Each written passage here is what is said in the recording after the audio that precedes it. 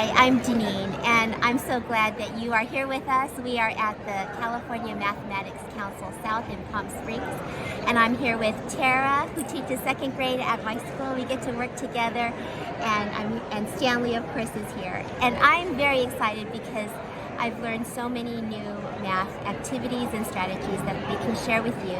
And I finally, this morning, learned how to use the beaded number line to use multiplication by one of the creators of the beaded number line.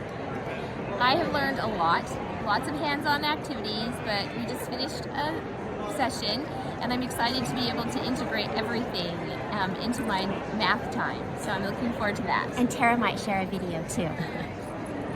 Might. She's going to do one. And there's a lot of stuff for high school. It's crazy. Plus, I met my YouTube favorite math teacher, Eddie Wu. He was here. That's crazy. Even got to take a picture with him.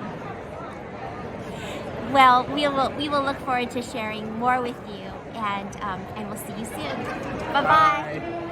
I'm Denine Matsuda. Thanks so much for watching, and don't forget to like and subscribe!